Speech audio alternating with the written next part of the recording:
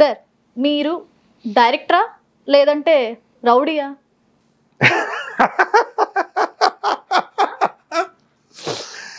నేను డైరెక్టర్నే, ఆంధ్రదేశానికి తెలుస్తుంది. కానీ రౌడీ లక్షణం నాలో ఉందని నాకు ఎవరికీ తెలియదు. ఒక లక్షణం ఉంది. ఒక పక్క డైరెక్టర్ ఉన్నా ఏదో ఒక మూల మాత్రం పాలకొల్లు రౌడీ అక్కడే మిగిలిపోయాడు. పాలకొల్లులో పెద్దగా రౌడీలు ఉండరండి. కానీ వాళ్ళ ఆత్మాభిమానానికి కానీ వాళ్ళని మోసం చేయాలని కానీ ఎవడైనా అనుకుంటే తాట తీస్తారు పాలకొల్లు. సమస్య లేదండి. నేను మీరు ఎందుకు అడిగారు నాకు తెలుసు. ఇది మా ఇల్లు మారాలి, నేను ఇల్లు మారాలని ఒక ఇంటికి వెళ్ళాను. ఇంటికి వెళితే ఆ ఇల్లు అద్దెకుందని తెలిసింది. వెళ్ళి అడిగాను. ఆయన ఎక్స్ఎమ్మెల్యే, ఆయన మంచి ఇంటి ఓనర్ ఎక్స్ఎమ్మెల్యే, పెద్ద హోదా అతనికి. అతనికి ఒక సెక్యూరిటీ, మొత్తం 5-6 ఎన్ని, ఎందుకంటే అన్ని తప్పుడు పనులు చేస్తాడు అతను. సార్ ఇక్కడ ఇల్లు ఖాళీగా ఉందండి. ఉందయ్యా. ఎవరికి? నాకే. ఓకే సార్, ఆ పోర్షన్ చూడొచ్చా? లేదు ఇదిగా అని కిటికీ చూడొచ్చు అని చెప్పి కిటికీ తలుపు తీసి చూపిస్తాడండి. ఇదిగో అదే పోర్షను, ఆ పక్కన గది ఉంది, ఇక్కడ పక్కన ఇది గది ఇది. అదేంటి సార్ లోపలికి వెళ్ళకూడదా? నెలాఖరు ఖాళీ చేస్తారు వాళ్ళు, ఇప్పుడు వెళ్ళకూడదు లోపలికి. అది సరే సార్, రెంట్ ఎంత? ఎంత ఎక్కువగా ఉంది సార్ రెంట్. అడ్వాన్స్ ఏమో మాకు మద్రాసులో అడ్వాన్స్ 10 నెలలు అడ్వాన్స్ అండి. ఎంత? 10 నెలలు అండి. 10 months అడ్వాన్స్ మద్రాసులో. బెంగళూరులో అయితే ఎలాగంటే అండి, లంసంగా ఇంత అమౌంట్ అని ఇవ్వాలండి.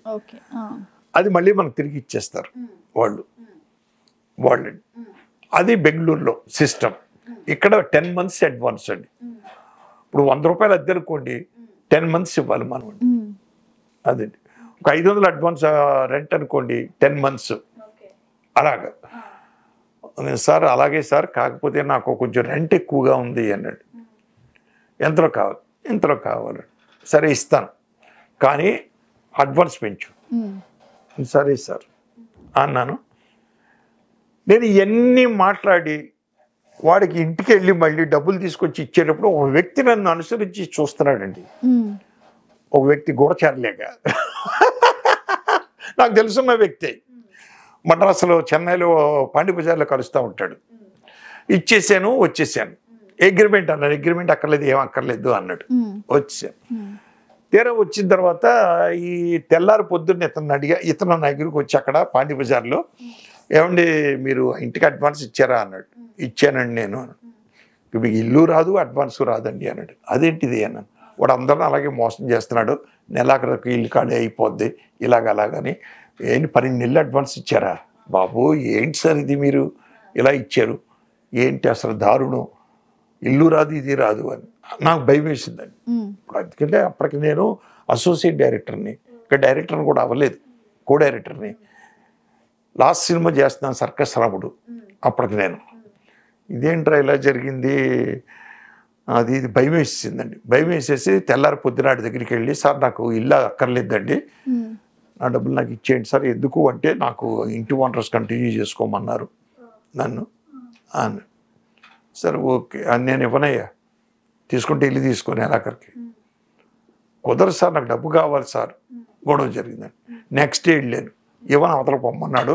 ఆడ సెక్యూరిటీ ఉన్నారండి చాలామంది రౌడీస్, పక్క రౌడీస్, 5-6 రౌడీస్ ఉన్నారు. నేను ఆఫీస్కి వెళ్ళి తలపట్టు కూర్చున్నాను. నేను అప్పుడు సర్కస్ రాముడు ప్రొడ్యూసర్ కోవై చెలియన్ గారు, ఆయన అన్నా డిఎంకేలో దాన్ని ఏమంటారు హౌసింగ్ కాలనీ చైర్మన్ అండి ఆయన. నేను ఆయనతో చెప్పాను, సార్ ఇలా జరిగింది వాడు ఎవడో ఇలా అంటున్నాడు అని. సర్లే ఓకే, నేను పన్న పోలీస్ స్టేషన్కి ఫోన్ చేస్తాను, మాంబళం పోలీస్ స్టేషన్కి నువ్వు వెళ్ళి కలువు అన్నాడు నన్ను ఆయన. నేను వెళ్ళి పోలీస్ స్టేషన్లో కలిశాను ఆయన్ని. అమ్మా పోయి వాడి దగ్గర ఇరుక్కున్నారు ఏంటంటే, వాడు ఒక వెధవ సార్, వాడు మేము పోలీసులో వెళ్ళలేము మేము అక్కడికి, వాడికి పెద్ద ఇన్ఫ్లుయెన్స్ ఉంది, అపోజిషన్ పార్టీ వాడు పెద్ద ఇన్ఫ్లుయెన్స్ ఉంది, నానా రభసా చేస్తాడు, కుదరదు సార్ అది ఇది. మరి ఎలాగ సార్ నా డబ్బులు నాకు రావాలి? దీనికి ఒక మార్గం చెప్తాను. మీ సినిమా ఫీల్డ్లో ఫైట్లు ఉంటాయి కదా అన్నాడు. అవును ఉంటాయండి అన్నాను. ఫైటర్స్ ఉంటారు కదా, ఒక 5 ఫైటర్స్ని తీసుకెళ్ళి బెదిరించండి ఆ కొడుకుని, అప్పుడు డబ్బులు ఇస్తాడు. సరే సార్, ఆడు కేసు పెడితే ఏమవుతుంది సార్? నన్ను కేసు పెడితే నా దగ్గరికే కదా రావాలి. నేను చూసుకుంటానులే అన్నాడు. పాండి బజార్లో తెల్లారి పొద్దున్న మా ఫైటర్స్ ఉన్నారు 4-5, వాళ్ళందరినీ మాట్లాడాను. ఓకే అన్నారు. చెరియన్ గారు కారు ఇచ్చారు, వాళ్ళందరికీ కార్లు వేసుకున్నాను. ఇప్పుడు షూటింగ్లో మనకి పాట కోసం విజిల్ వేస్తామండి మేము, స్టార్ట్ చేయమని కట్ చేయమని పాట చేసేవాడు. ఆ విజిల్ ఒకటి తీసుకున్నాను, జేబులో పెట్టుకున్నాను. నేను పిలిచినప్పుడు లోపలికి రండి మీరు అని చెప్పి వ్యాన్లో వెళ్ళి వాళ్ళ ఇంటి ముందు ఆపి లోపలికి వెళ్ళాను. ఆ ఇంటి ముందే యాస్టీజ్ 5-6 మళ్ళీ. ఏమయ్యా మళ్ళీ ఎందుకు వచ్చా, ఎవరని చెప్పాను కదా, ఇచ్చి తీరాలి సార్, ఇవ్వకపోతే నేను వెళ్ళానండి ఇక్కడి నుంచి అన్న. వెళ్ళవా ఒరే ఇటు రండిరా, ఇటు వెళ్ళంట చూడండి అన్నాడు. నేను విజిలేసాను. విజిలేసిన మరుక్షణంలో టప్ టప్ మరి మొత్తం అందరూ వచ్చేసి టప్ టప్ అని డోర్కులు వచ్చేసారండి. డోర్లు కిటికీలు వచ్చేసారు. ఈ మనుషులు బయటే ఉండిపోయారు.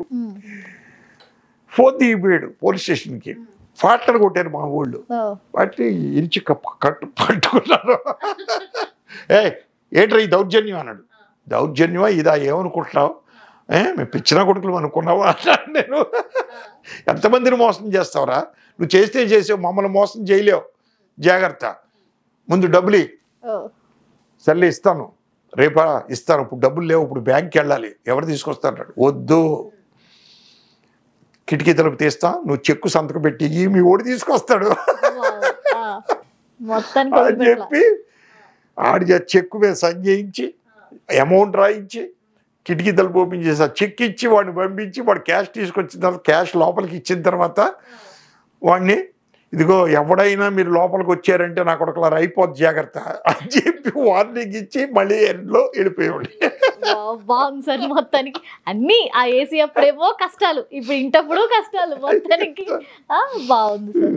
సో ఇన్ని సినిమాలు చేశారు, మీకు నంది అవార్డు తెచ్చిపెట్టిన సినిమా ఇందులో ఏదైనా అంటే చూసుకోవచ్చు, మనం ఎన్నో అవార్డ్స్ వస్తూ ఉంటాయి, మీకు బాగా నంది అవార్డు వచ్చిన సినిమాలు కానీ లేదంటే ఒకే ఒక సినిమా అండి ఇంతవరకు నంది అవార్డు వచ్చింది ఆంధ్రప్రదేశ్ ఉమ్మడి గవర్నమెంట్లో.